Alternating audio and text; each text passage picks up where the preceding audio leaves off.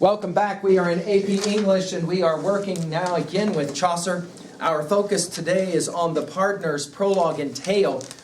However, we want to begin by asking about this project of Chaucer. Chaucer as satirist, and more particularly his challenge to the establishment, of course, in regards to the Pardoner's prologue and tale, the church, right? Jot down in your notes, what beef does Chaucer seem to have with the church? From your reading of the general prologue and from your reading of the Pardoner's prologue, what beef does Chaucer seem to have with the church? He dislikes the hypocrisy, the corruption. He dislikes the greedy tendencies. Notice the Pardoner will say that his exclusive purpose is to win and not at all to castigate their sin. I want their stuff. Let's point out as well that for Chaucer, he seems to really focus on this hanky-panky thing. I, by design, said to you that if Mr. Batson had gone to the Library of Congress and had read the church officials of 1350 about English people, they, first and foremost, along with them smelling, because they never take baths, would point out the ways in which they are sexually incontinent. They are always hanky-panky. Chaucer says the same thing, only he points out that the sheep follow the shepherd. What do I mean by that? The sheep follow the shepherd. That is to say, the Pardoner is the exemplar for his church, and he's the one who says he wants to keep a jolly wench in every town. In other words, Chaucer turns on its ear this accusation by church officials that these people are constantly in sin because all they want to do is hanky-panky. Chaucer says, look in the mirror. Are you kidding me? It's fairly self-evident there's a good number of church officials who are consumed with their lust, their desires for sexual gratification as well. Notice, if you go back and look at the general prologue, the number of references to sexuality Chaucer will make. Now, this may be difficult with the volume that you have, but if you go online and read actually the general prologue, you will witness a good number of references that are sexual in nature. We mentioned the friar, obviously the Pardoner and the Sumner, and there's a good number of them as well, others as well. With that in mind, we could say Chaucer clearly has a beef that we can subsume under, for the church at least, one simple word, hypocrisy. Which, by the way, will be the same beef that a guy named Martin Luther will have about the church as well. Okay.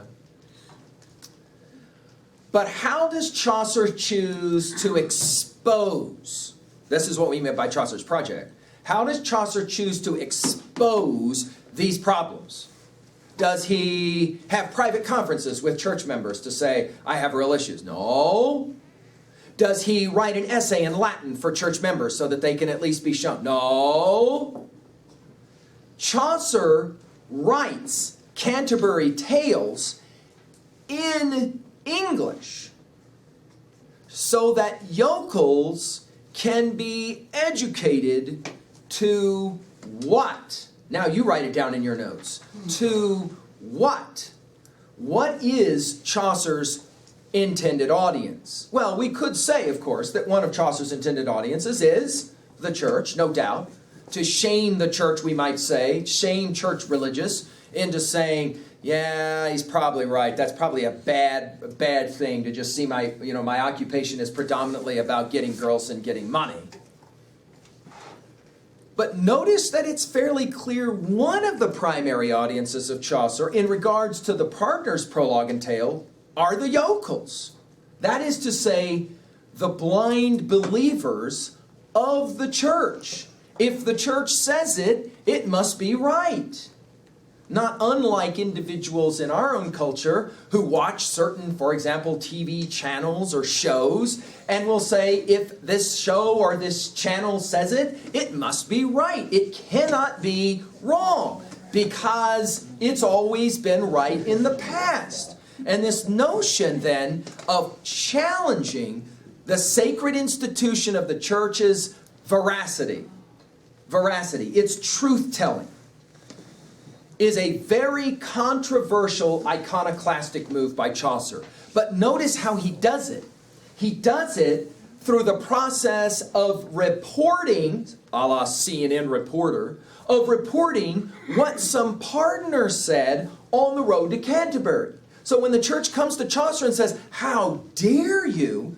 Chaucer says, "What are you yelling at me for? That's what the friar said. That's what the pardoner said. That's what the summoner said. I'm just reporting what they said.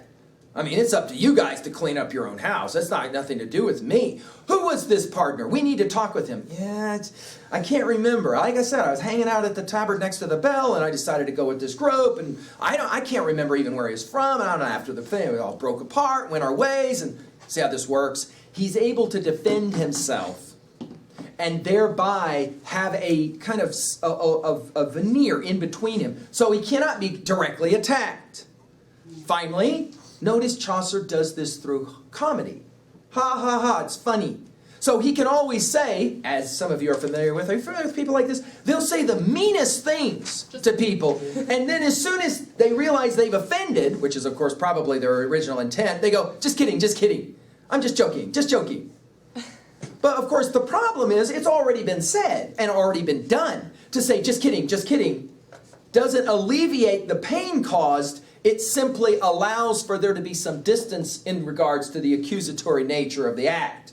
In other words, you can't be punishable for an act if you follow it up with just kidding, just kidding.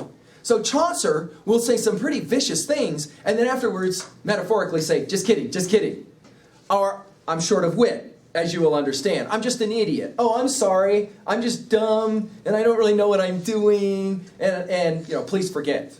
Of course, the reality is, Chaucer, he knows exactly what he's doing, and it's a brilliant approach. Comedy, as we already pointed out, is a brilliant approach to get to where you want to go. We again might point out the conservative propedeutic of Canterbury Tales. Conservative, he has an agenda. It's not, "Yay, all the churchmen are having sex as much as they want and stealing the yokel's blind. That's cool, yay." No. Notice, this is a conservative view by Chaucer. It's the "how dare you" view. It's the "shame on you, church" view, right? But then notice as well that he's able to do it in a form of almost like jest. The partner will say, "Now it's time for me to tell my tale, because I've obviously drank a little too much," to which the summoner would probably say, "Yeah, no kidding. Hello, you're like sharing all of the important intel for us. You're giving away all of our secrets, if you will." And he says, "Now I'm ready to tell you a tale." You can get a sense that people are like, "Really? You're going to preach some moral tale to us? You've just already said you don't even care about our souls. You care about our money, and now you're going to tell us a tale." It's then that he will say, "For though I am a wholly vicious man, don't think I can't tell moral tales. I can. Would you like to hear one?" Which leads us now to the next question, as we raised it yesterday. I hope that you gave some thought to it. Can you separate message from messenger? Or for you, are they one and the same? If the messenger is flawed, does this flaw the message? I'd like to hear from you on this. What are your thoughts on this? Miss Katie, what are your thoughts on this? If the messenger is flawed, that is to say the father's smoking, and he says to his son, "Don't smoke," which by the way is a message which seemingly is true, right? It's kind of bad for you. Can you separate message from messenger? Or in the mind of the kid, for example, is he immediately going to say, "What? You don't get to tell me I can't smoke. Dude, you got a cigarette in your hand." Where do you come down on this, Miss Katie? I don't think you can really separate them. Like using your example, like if your dad's smoking and he's like telling you don't do this, you're like, well, what the heck, why? Right. How dare you tell me if you're doing it too? Yeah. Not separating message from messenger, though, has another problem, and it's namely this. Once the messenger is found to be flawed by that calculus, the message is no longer considered valid and possibly suspect. Think about how dangerous that is for institutions of power. Let's just choose two, church and government. Let's take them in order.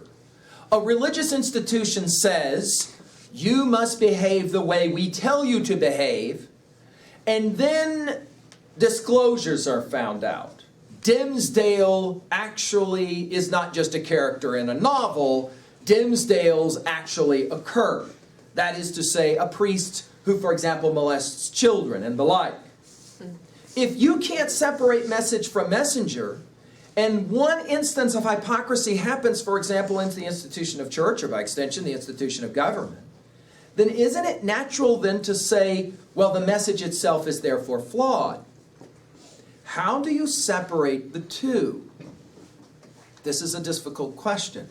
By the way, let's point out, Plato believed very much that children hear the parents' lives far more than the parents' words, which is why he was so big into this whole thing of virtue. The way parents live their lives, far more important than the words they speak to their children. Because if children hear words from a flawed parent, their tendency is to, as Glaucon says, seem to be virtuous, but not actually be virtuous. Remember, Glaucon made that argument. Nobody really wants their children to be virtuous. They want them to seem virtuous so they can get into the right schools and get the right jobs and make lots of money and drive a Mercedes. To which Socrates' response was, yeah, I don't think that's the best way, though, for public harmony. If you're asking me how we can get a group to get along and live together, hypocrisy can't be the way to go. Ironically, he's going to achieve that unity through hypocrisy. Right. The dark irony, right? Dark irony. Let's take a look at this moral tale, finally. And let's ask about some relationships between the tale and the prologue.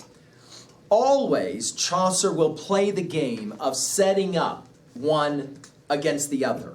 Whatever it is that Chaucer has told us in the general prologue about the partner, sets up the partner's prologue. Whatever he has said in the partner's prologue sets up the tale. Two things about the tale. I'm assuming you've read it. One, this is not a story original with Chaucer. The story of three brothers who go off in their drunken fit to go find death, reminding me of John Belushi's classic Saturday Night Live telethon, Let's Stop Death in Our Lifetime, and all of that, you see. They're going to go find death. They don't find death. What do they find? They find an old man, the Tiresias Merlin figure in motifs, right? Where he says, man, I think I just saw death down the road. Yay, let's go kill death. Down the road they go. They don't find death. They find death. Namely what? Money. They find a whole bunch of money. Immediately the question is, sweet. Don't worry about dying anymore or killing death. Sweet. Let's now figure out how we're going to divvy up this gold. We'll divvy it up here by three of us. But we're kind of tired, hot. We need a drink. Let's send the youngest back to town to get us a drink. The youngest says, sure, I'll go. Off he goes, and as soon as he's left, the two bros say to each other, gold splits better 2 ways than 3. Let's bung the kid once he comes back. Great idea. On his way back to town, the young bro, who's been sent away, says gold splits best 1 way. I know how to take care of these other 2. I'm going to dump some what? Poison or arsenic inside of their drinks. When I come back, they'll drink. All the gold will be mine. Yes. Chaucer tells us, or partner tells us, when they arrive, when he arrives back, immediately is killed. After they've murdered him, they decide to have a drink. And now they're all dead. They all 3 die, fall one on top of the other, on top of the mound of gold, and in so doing, found death. Right. Now, it's not the story that Chaucer's going to have fun with. It's what happens at the end of the story. And now I'm with you on page 175.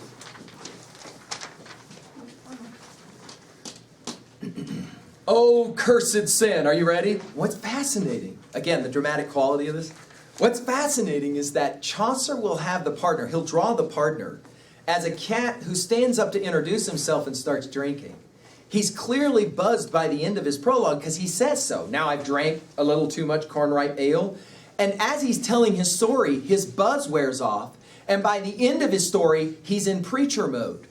He's in preacher mode. He's done with the alcoholic buzz that he has. Now he's totally focused. He's ready to finish his sermon the way he would always finish his sermon. This is the story that he likes to preach from about 3 brothers who kill each other over. What's the word he uses in his general or in his specific prologue? It starts with an A. Avarice. Avarice. The other word is what? Starts with a C? Telling. Cupidity. Good guess. Cupidity. Cupidity, avarice, greed. Why is it that the partner loves to preach this?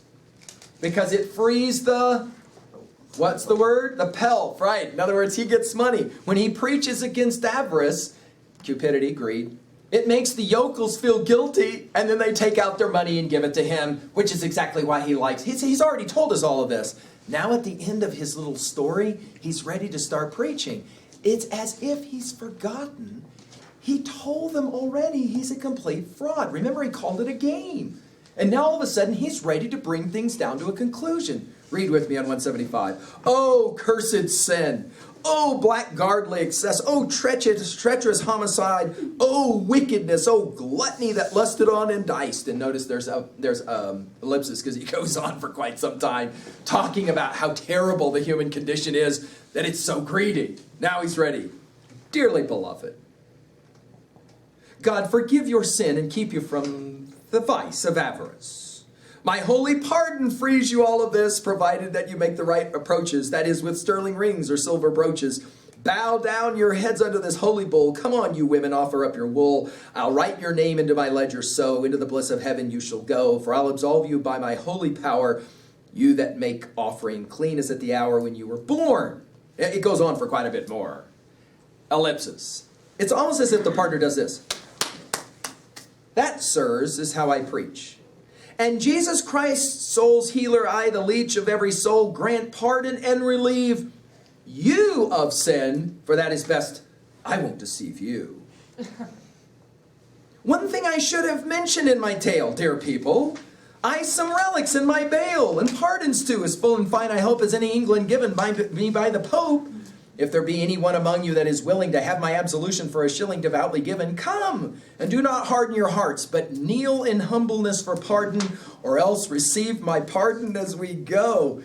I'll do Big Mac salvation for you, drive-through salvation. I can do this forgiveness thing, pardon thing on the horse as we're driving. I mean, it doesn't matter to me.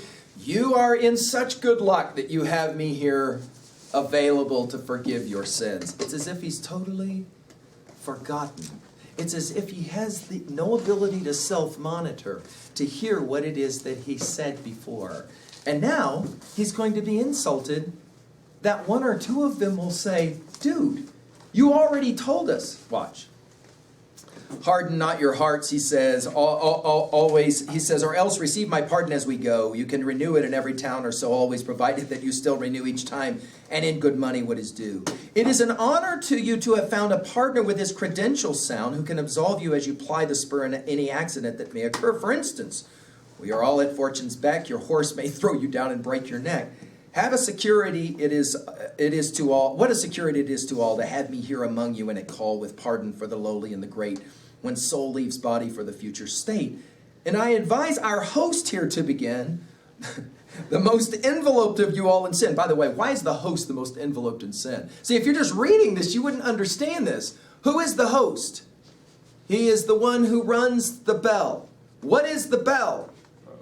It is the whorehouse next to the tavern, beside the hotel, right? Okay, so in other words, I'm going to call out the host because he's the one, as is said, most enveloped of you all in sin. Come forward, host. You shall be the first to pay and kiss my holy relics right away. Only a grout. Come on, unbuckle your purse. Now, what's unforgiving is that there is no ellipsis. And there should be an ellipsis at the end of this because it goes on. To which the host will respond, ha! I am not going to kiss your holy relics. The next thing I know, he says, you're going to be telling me your underwear, your fruit of the loom has been blessed by the Pope, and I got to kiss that too. To which we're told, Chaucer tells us, that the partner then becomes angry. How dare you speak to a churchman that way? They're ready to go to fisticuffs, to fight over it, because the partner can't believe he's been insulted like this. You're not allowed to insult a churchman like this, he will say. The knight, we are told, is the one who jumps up, the great unifier. The knight who jumps up and says, come on, boys, we're having a good time here, drinking a little more, telling stories. Let's not get into a fight. He makes the two shake hands, Chaucer tells us, and they go on together. And that's the way that the story ends. Now, jot down, what are the relationships that you want to point out between the partner's prologue and the partner's tale and the events that happen after the tale? Chaucer is drawing a pretty powerful picture for us here. He is saying lots of things, as I made my observations, for example, about the creators of Jersey Shore. He is saying lots of things without actually saying them. But notice, once I made my observation about Jersey Shore, it is difficult for you to watch it with the same level of naivete. I'm not saying you don't watch it. I'm saying that the next time you see it, you're a little bit more skeptical about what you're seeing. Maybe there is some political kind of reality at play here in regards to that, that wretched show. And it allows for you to be able to see some kind of underpinning political subterfuge, political agenda, if you will. The same, of course, is the game being played here with Chaucer. He is giving the yokels something to think about. Question, is that a good thing? He is calling into question the faithful validity of the church as an institution. Mr. Schreiber, do you think that's a good thing? The next time a yokel comes into church and, for example, hears a partner or anybody else ask for money, he may have a tendency to go, yeah, dude, I've heard this story before. I saw that 60 Minutes undercover thing about you guys. It's called The Partner's Prologue and Tale. I ain't interested anymore. Do you think it's a good thing to point out the weaknesses of an institution? What are your thoughts, Mr. Schreiber? Well, you can pretty much point out the weakness in all institutions. So. Is it a good thing, though? Is he doing something right by calling into question the power of an institution so powerful as the church? Many religious, by the way, said of Chaucer, "How dare you? Your act is an immoral act." Not really. It leads to skepticism. It leads to an inability to believe and therefore act with some sense of veracity. But yeah, so were they. So was the church. So, good idea or bad idea to undermine people's beliefs? It's probably not good for the institution. What do you think, Kennedy? You think it's a bad idea? Yeah. Because the church is like the government that keeps people from revolting and killing each other. And now that they don't think the church is something to follow, so now there could be trouble. Serious trouble. Readers will point out of this text, just a few years later, Luther comes along, and we have a Reformation, and the church begins to disintegrate as the Holy Roman Catholic Church. Is Chaucer at fault for pointing out the hypocrisy within the institution, though? Or is it the institution's fault for having the hypocrisy and not curing it itself? Well, yeah, but then again, if they didn't have the hypocrisy going on inside of the church, then he wouldn't have anything to report on. True. He definitely has. He has all kinds of stuff to work with But as far in the as, church of 1350. as far as like the community as a whole, it's probably not a good idea. What would Plato say? Would Plato say that what's happening here, this exposure by Chaucer, a good thing or a bad thing? I think he'd say that it's a bad thing. Why would he say it's a bad thing?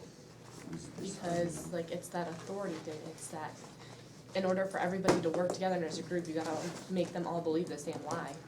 So when you're a parent and your kid comes to you and says, "Hey, Mom, when you were my age, did you blah blah blah blah?" No. Do you tell the truth or do you lie? Say, "No, I did not." Yeah, but it was okay back then. Oh! That's the way it works. Is that going to work with your son? I know.